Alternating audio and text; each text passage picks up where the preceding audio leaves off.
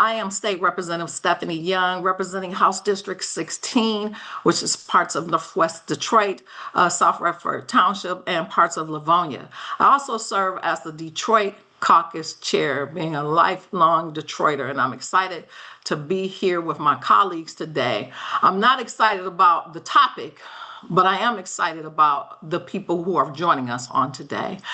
Because earlier this week, in an unprecedented move, something that we've never seen, I think they've said one time since 1980s, an unprecedented move that House Speaker Republican Matt Hall led his Republican Appropriations Chair and committee members to claw back, to take back close to $645 million of investments in community.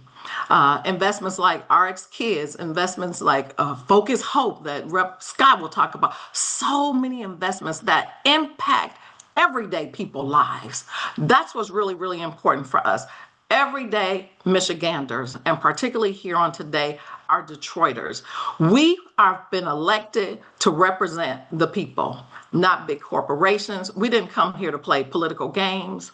We came here to represent the people, and not just the people, but particularly people who are voiceless oftentimes, who don't even have a clue what's going on in Lansing. But we're here today to make certain everybody knows what's going on in Lansing, because it impacts our everyday lives.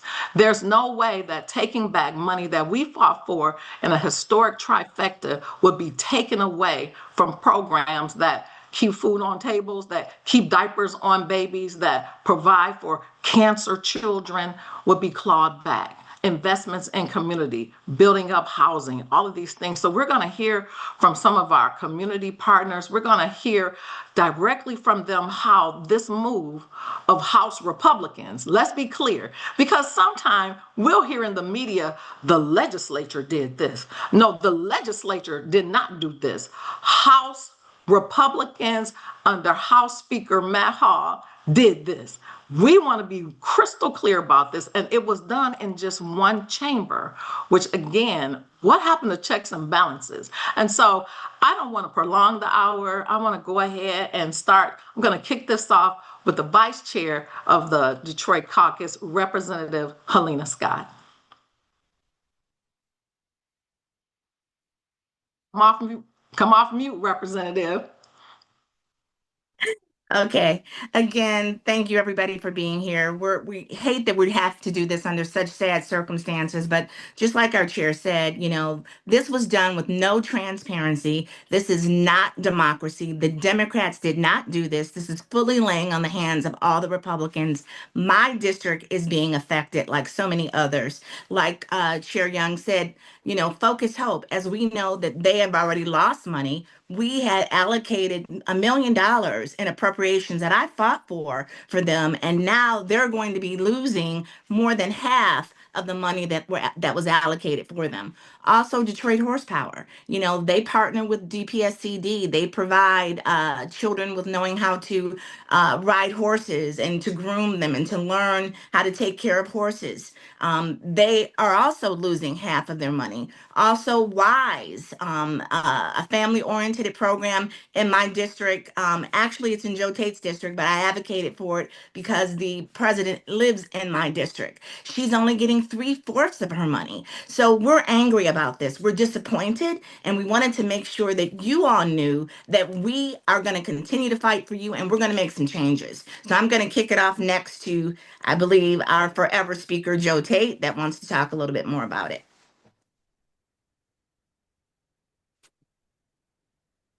Well, thank you, Representative Scott and Chair Young. And I will be brief, but as was stated, simply what the Republicans did this week is going to take food out of people's mouths, is going to limit people's access to housing and health care on decisions that have been in the works for years. And that there was a trust between the state and community organizations that we would support them in the work that they were doing for their community. And now it's just been ripped away from them. And it's going to affect people's lives negatively across the state of Michigan. And that's not how government is supposed to work. You're not supposed to take food out of people's mouths. You're not supposed to prevent people from having housing. You're not supposed to prevent people from access to health care. And that's what we are pushing to highlight today and with community figures. So we're going to continue to push and advocate to get these restored. And with that, I will turn it over to my colleague, Representative Donovan McKinney. Thank you, our forever speaker. Like it was said before, these are trying times we're living in, unprecedented. I can't believe we are living through this moment. Sad day in Michigan's history. As a member of the Appropriations Committee, as a proud Detroiter, I am appalled of what happened. A lot of folks don't know what's happened in between times, so I'm going to lay it out for you guys, what actually went on. So we gavelled in on the House Appropriations Committee Wednesday morning at 9 a.m., business as usual. They gavelled out immediately because and went at ease for about 6 to 7 hours. And let me lay the groundwork in the picture for you guys. They did that for that long because they did not have the votes. Republicans did not want to vote for this to follow Matt Hall and like this disrespectful speaker to literally claw back a lot of these resources. And, you know, our forever speaker talked about it, Representative Joe Tate, like they pulling resources and food out of our babies' mouths, right? This RX Kids program giving opportunities for, you know, new moms with their infant children to be able to have opportunities and resources to buy those diapers for their kids, you know, buy that milk, you know, have transportation to go to the hospital and those doctor's appointments, which are duly needed. And so essentially what happened over the course 6, 7 hours, they whipped the votes. We gavelled back in. Right before we gavelled in, essentially they gave us this handout of 6 pages with lackluster information on there. They gave us less than 2 minutes to review this. And then they gavelled in immediately and just went on to take the vote. And they called a roll call vote. And we're like, what in the heck is going on? We said a point of order. We said, hey, are we allowed to discuss this? Are we allowed to have some type of banter, ask questions? They didn't even allow House Fiscal Analysis or agency to really have their presentations. And that's what we thought we were going to do, have that back and forth dialogue. But as the chair, Bolin, who's the approach chair of the House, said, no, we're not having any discussions. And they went right on with the vote. And it was all of our hearts sunk. And we're just fed up of this process because Republicans have blamed the Democrats for so long for not being transparent. But look at what they just did. This is a maneuver that took money. I'm talking about hundreds of millions of dollars out of the mouths of our children, out of the resources for our communities, for counties.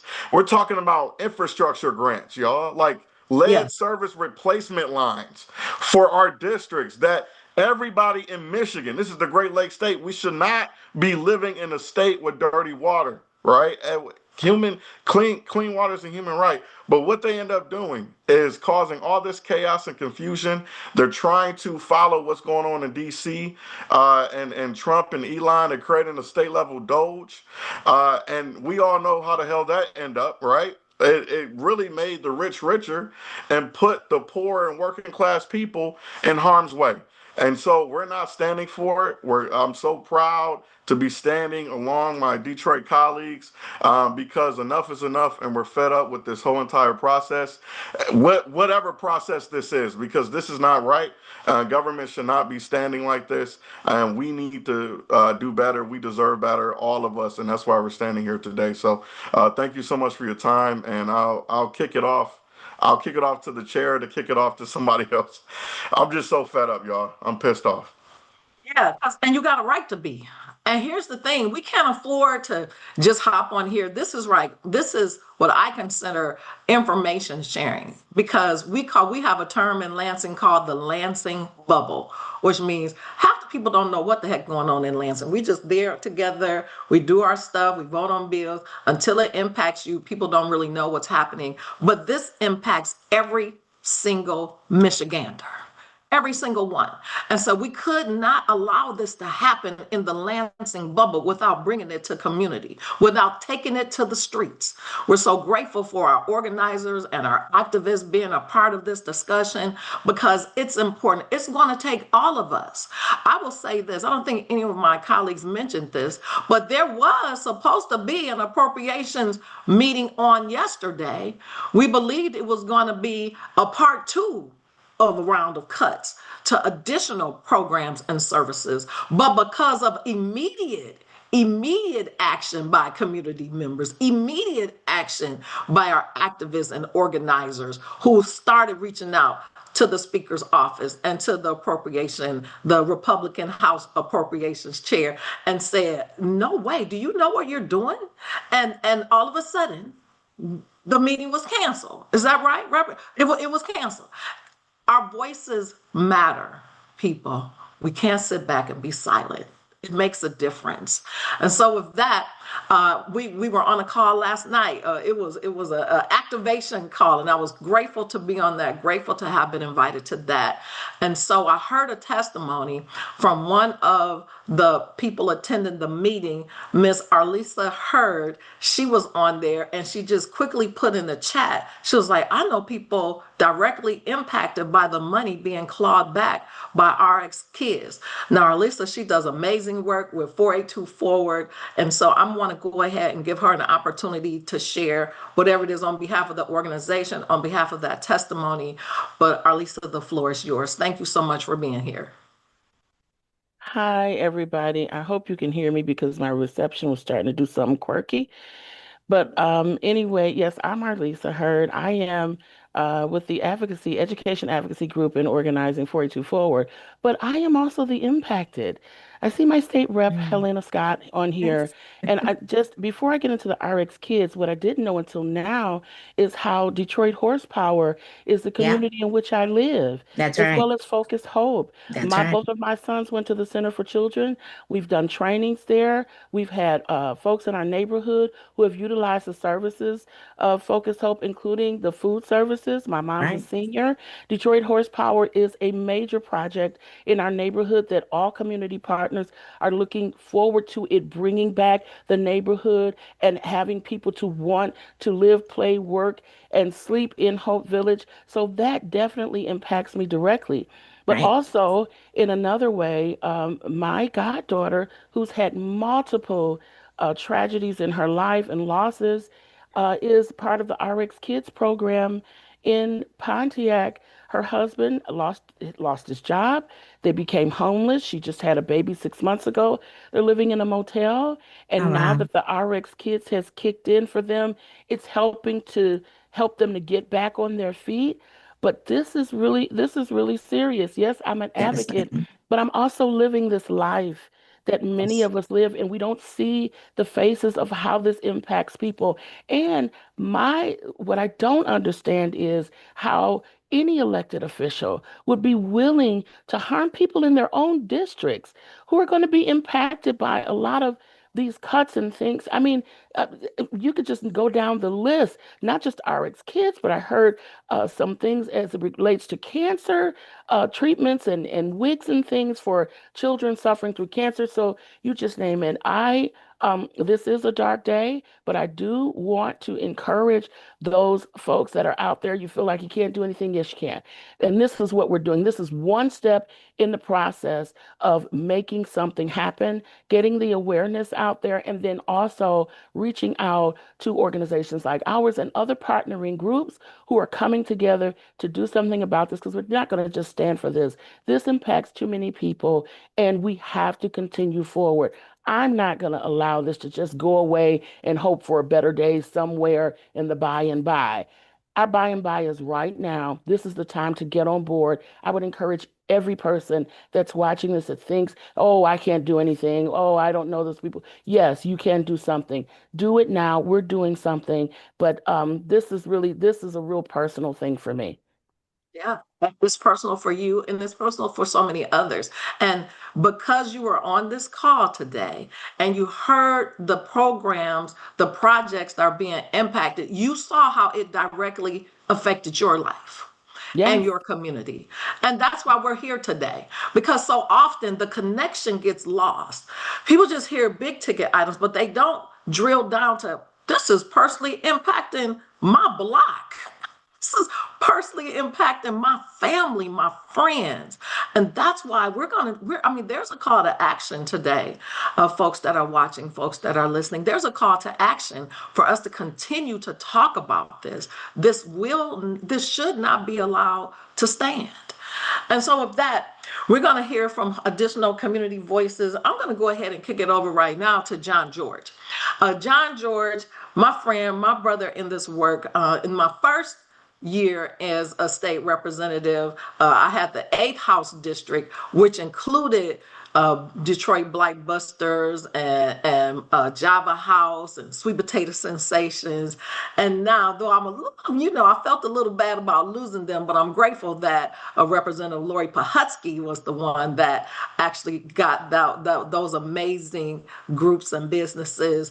But we've been on the front lines for a long time. I used to be neighborhood city hall manager in the city of Detroit. I became a district manager in the city of Detroit. So John and I have been working together for a long time, and the work he does to uplift community is just outstanding. We've not seen that type of work for the number of years. There are people doing the work, but for the number of years you've been doing the work, it's really hard to find anybody else in the city of Detroit who can compare. And so now it looks like your organization may be impacted. John, go ahead and share a little bit with us about what this means. Certainly. Thank you, State Rep. It's always a pleasure to see you and work with you. We have been stabilizing and revitalizing Detroit for the last 37 years. We worked tirelessly almost every day and certainly every Saturday when we have our standing volunteer day. As you know, we have boarded up abandoned homes. We've cut down dead and dangerous and dying trees. We've not only renovated homes and created homeowners, thanks to you and others, we just got done building 48 units of affordable housing, and we have 48 new families in our community, thanks to these state grants that allow us to do this work. Matt Hall should be ashamed of himself, cutting funding to the most vulnerable of our citizens, our children, our elderly, cutting funding for health care. Cancer children.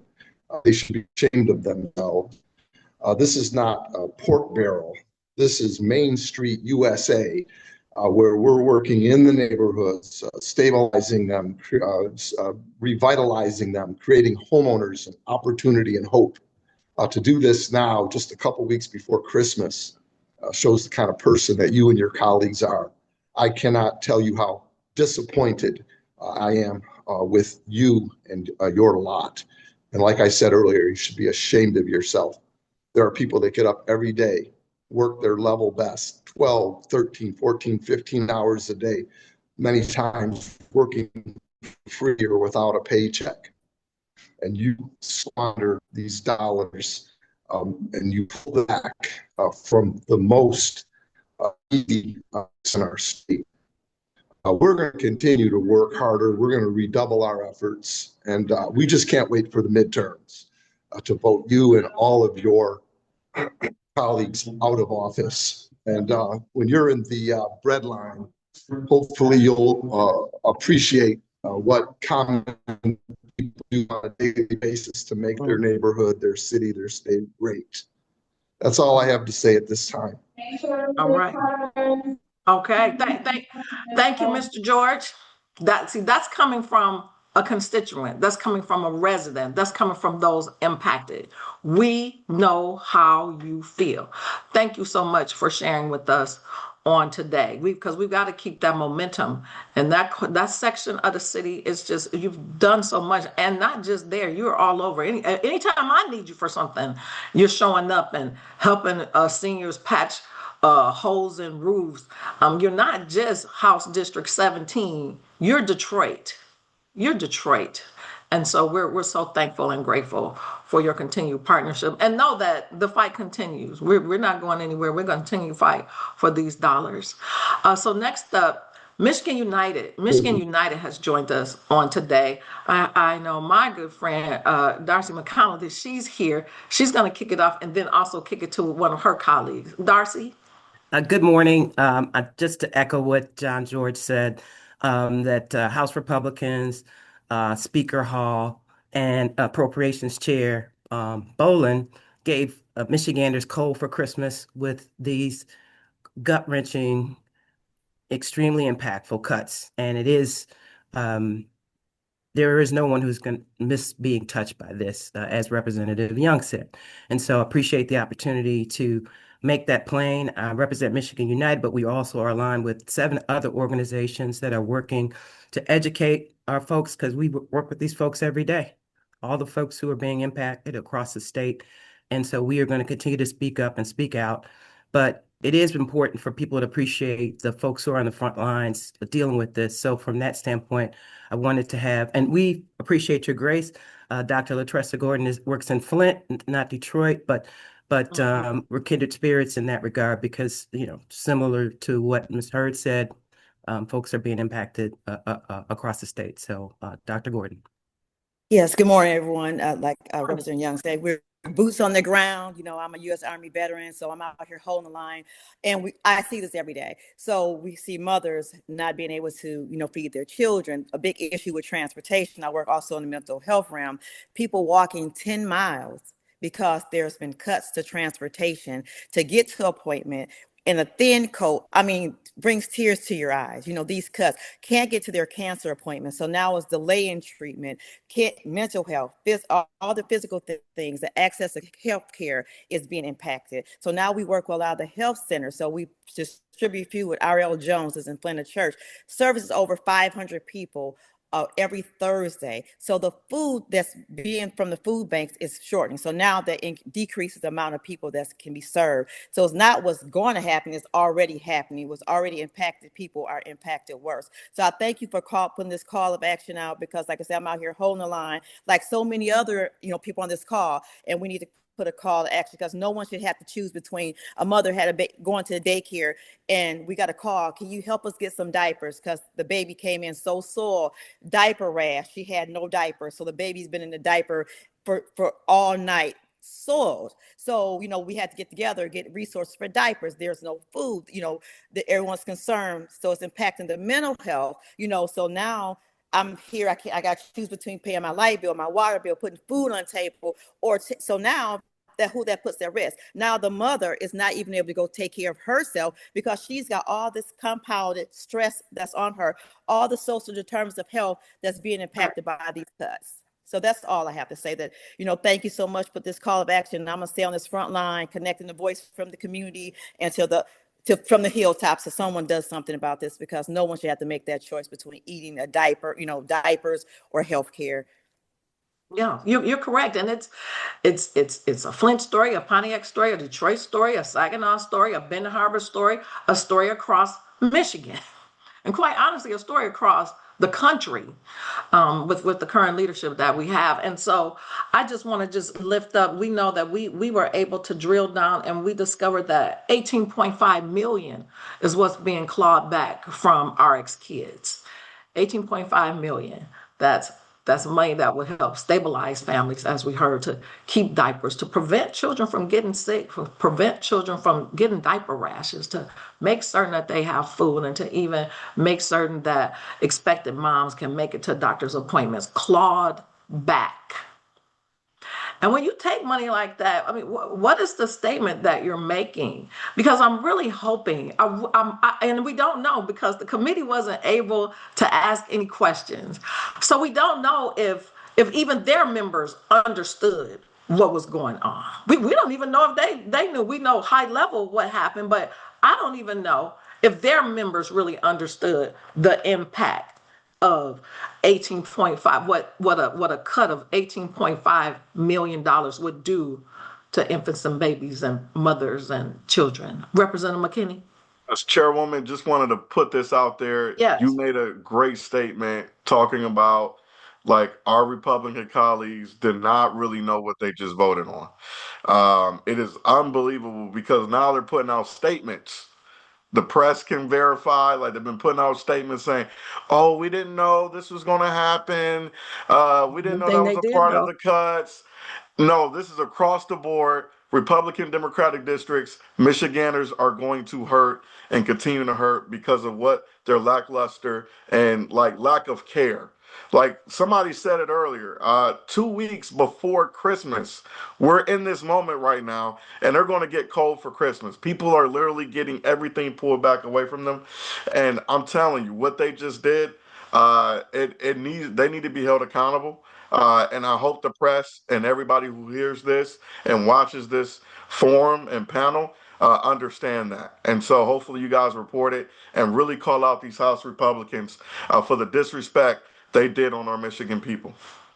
Well, and then there's one thing I know that was lifted up in a call we were on last night. Even though there are some of our colleagues that didn't necessarily know the devastation that they were voting on, they absolutely knew who they voted for as their leader. Now, that they did know. And this is their leader that they chose making these decisions. So everybody is accountable. Everybody's accountable at this point. I just want to remind folks of that. If we have a leader in the House, Representative Ron G. Perry, if he steps up and makes a call or something, then they coming for all of us based on our leadership. Based on our leadership. And so with that, let's go ahead and hear from Joe Rashid. Joe Rashid, I used to work with him when he was in the Brightmoor community so many years ago. We did a bunch of good work over here in Brightmoor, and now he's moved on to the east side, moving to the east side, but still doing that community work.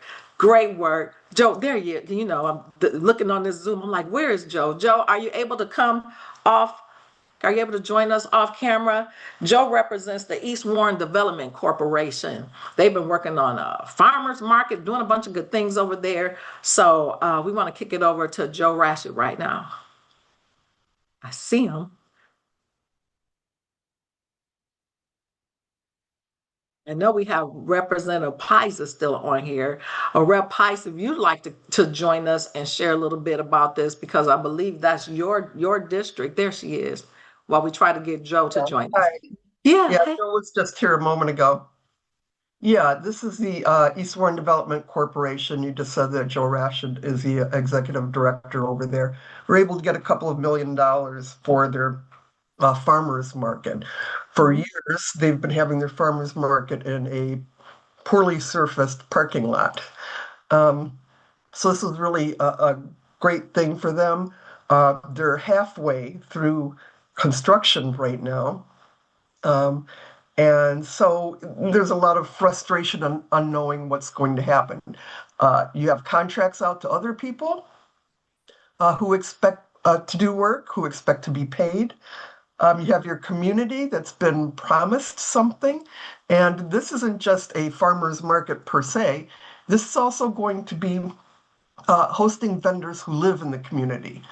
So it's really looking at local workforce for this. So it's striking not just food security or food insecurity, it's local neighborhood, community, because it would also be a meeting place, local employment.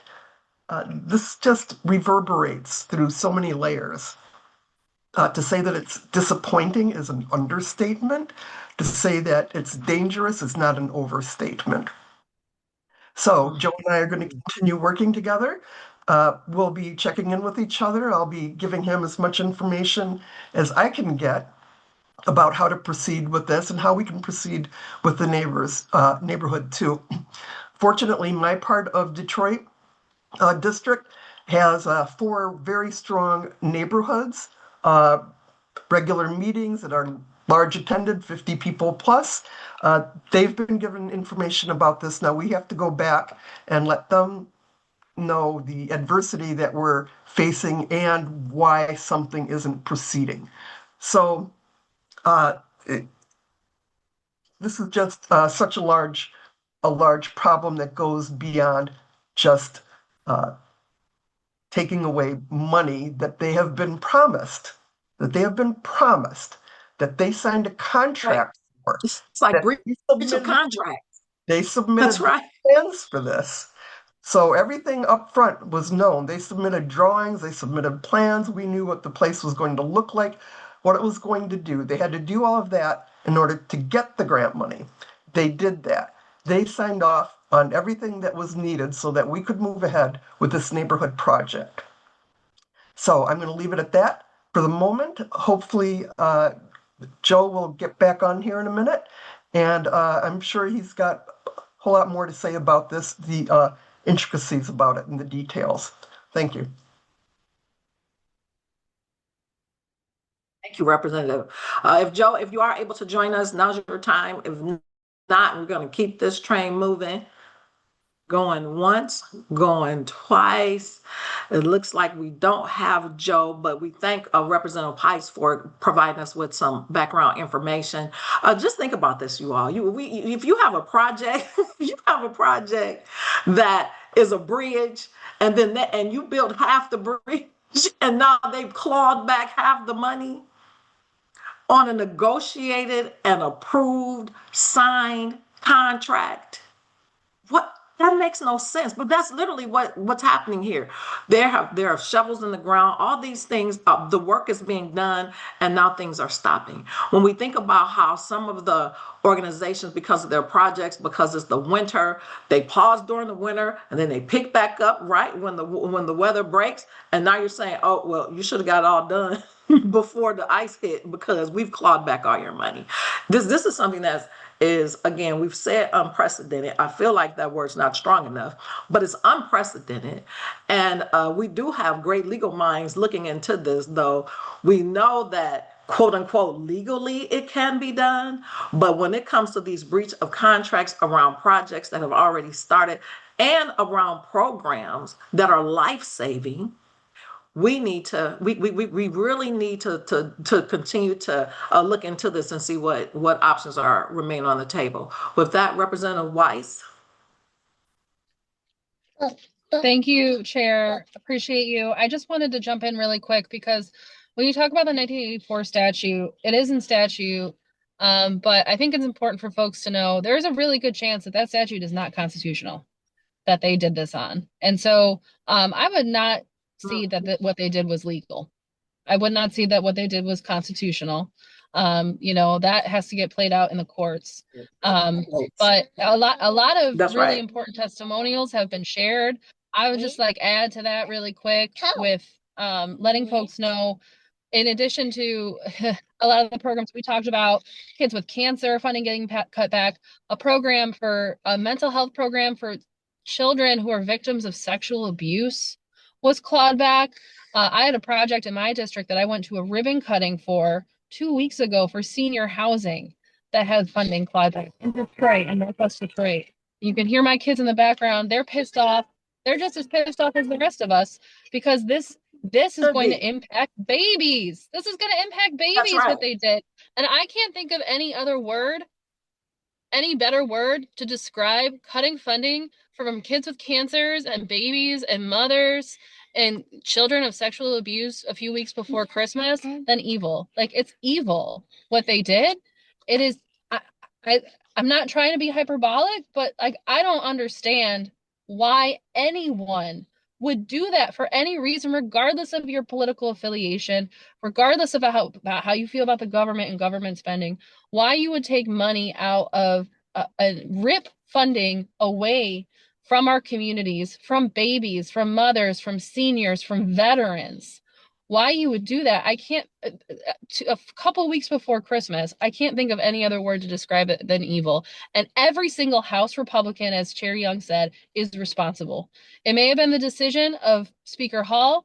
It may have been the action of the Appropriations Committee and Chair Bolin, but every single House Republican voted, who agreed to have that person as their speaker, and is continuing to allow Matt Hall to be their speaker. So they are all culpable, and they are all responsible, and they all need to be held accountable for this evil action that they took to rip critical resources from our communities, from mothers, from babies, from seniors, from veterans. I cannot overstate it enough. They need to be held accountable, and they need to find out. Hopefully some of them will be visited by some ghosts of Christmas past, present, and future this holiday season, and learn what it actually means, what the reason for the season really is, and what it's about. And we'll grow a conscience, and hopefully we can get this funding restored. But that the fact that it was even taken to begin with is going to do irrevocable harm, whether or not the funding gets restored or not. Right. No, that's right. And the one thing, because these are projects that have contractors, that there are employees who are going to get pink slips. Let's keep that in mind too. There are programs cut, but there are people who were counting on this work to be able to take care of themselves and their families as well. I know Rep. Myers-Phillips texted me and said, I got something, and then we'll get to our Vice Chair, Rep. Scott. Rep. Myers-Phillips, our Treasurer of the Detroit Caucus. Good morning, Chair, and good morning, community members. Good morning, colleagues. I'm so glad we're able to come together on this call to action the first thing is knowledge is power. So we are letting our community members know, and everyone across the state of Michigan know. So once we know, we can walk in our power and we can get this thing fixed, okay? We don't know how long it's going to take, but we're going to fight until we win and get this right, okay?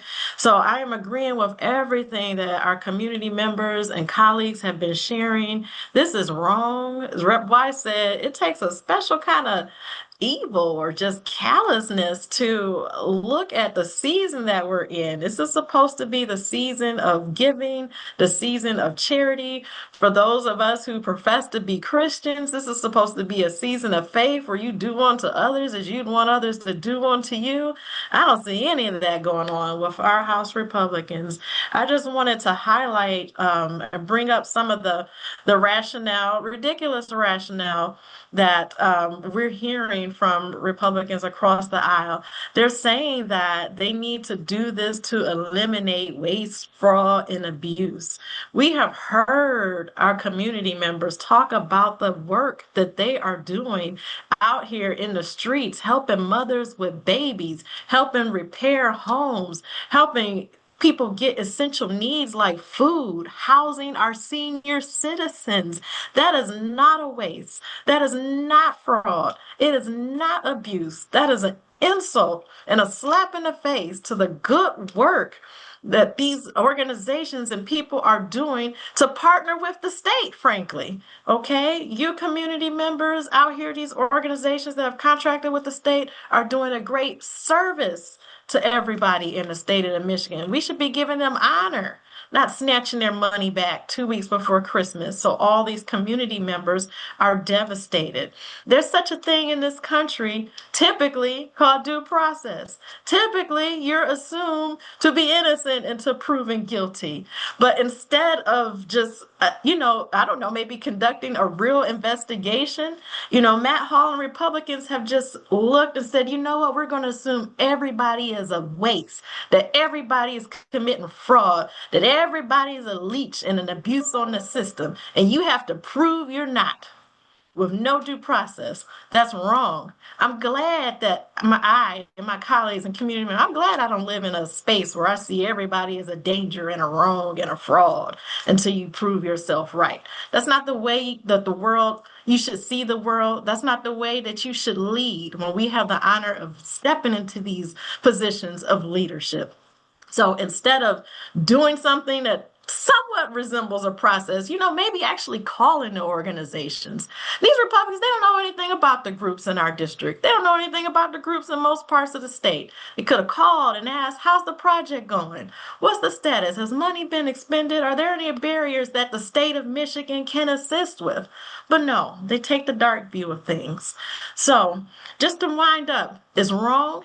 I agree with colleagues here. I question if it's legal, but we are going to fight and we are going to continue to stand with you, stand with our community members and impacted people all across the state of Michigan, because most of us know this is wrong. It's a time to put aside partisanship. It's a time to put aside dirty tricks. And as a state of Michigan, if for nothing else, you want the state to have a good reputation for doing business. Who can rely on doing business with the state of Michigan? Who can rely on the stability of a budget process if nearly a year after it's gone, you just get the axe with no notice, no chance to explain yourself? Nothing, So it's wrong. We're in it to win it. We're in it to fight. And we're going to get through this. We're going to get through this. Thank you, community members. Thank you. Thank you for your passion, for your fight. We're going to keep that. I'm telling you, it's not for just a day. We're going to be passionately fighting until, things change next term. Representative Scott?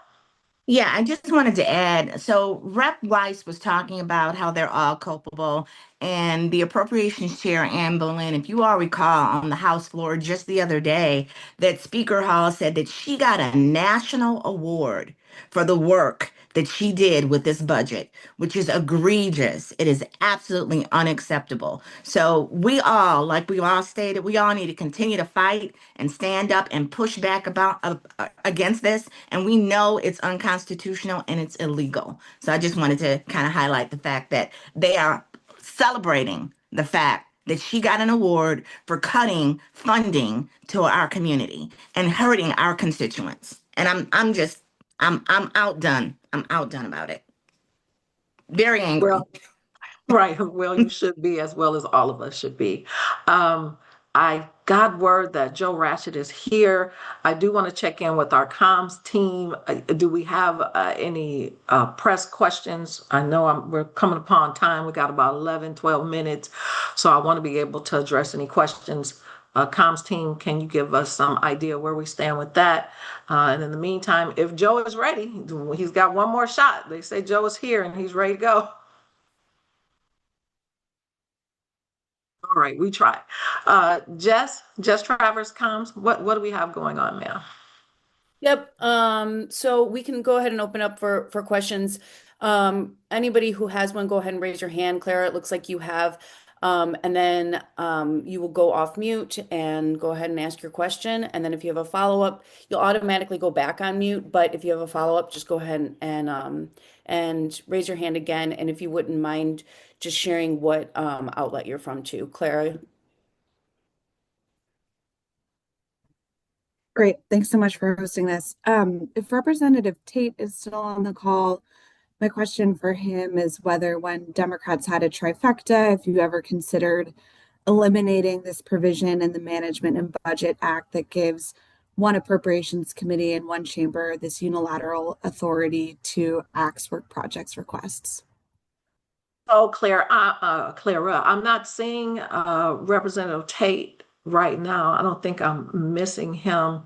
So I'm not quite sure. I don't want to answer for him, but I do know that in preparation of getting our gavels back, right now there's legislation that is being proposed by Representative Will Snyder to address this exact issue. We're clear that it's not going anywhere this term, but we're just putting people on notice that that's exactly what you can expect the next time we get the gavels. So that's the best answer. Oh, yeah, go ahead, Rep. McKinney. Yes. Since the law's been established, I think it was 1984. Mm-hmm. It's been common practice to keep your promises. Like this is has never been done in this way at this level. I mean, hundreds of millions of dollars slashed in less than 10 seconds. It's unbelievable. And so Clara, I know you're a reporter at Detroit Free Press. I appreciate the question, but I hope you can kind of touch on the narrative that this is not only unprecedented, but like this should not happen. The way it literally laid out, we only had 2 minutes to review 6 pages of like non-information. They didn't even put in detail what we were voting on. And so like it is, besides corrupt, it is like I'm dumbfounded of the entire process. I said it earlier. I'm very appalled. I'm hurt.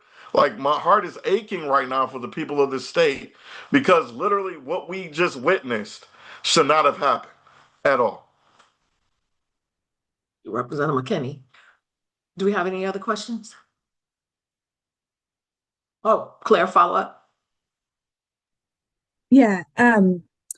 So if John George is still here, sorry if I missed this, but just trying to understand how much money was clawed back from that state grant, and if you could speak to why the money wasn't spent in the 2025 fiscal year and needed to be rolled over, that would be helpful. And so John George is not here. Okay. He has already left the call. Sorry. Okay, well, I guess another follow-up question, unless other reporters are here and want to chime in. So given this unprecedented move and the possibility that Speaker Hall could continue to stay in power and use this maneuver in the future, would your advice to groups in the future that receive funding, would your advice be for them to spend all of those dollars in the fiscal year it's appropriated so they don't risk having it be clawed back? Oh, before I answer that, I'm going to allow Representative Weiss to chime in because she has something to say and she was formerly on appropriations as well. Rep. Weiss.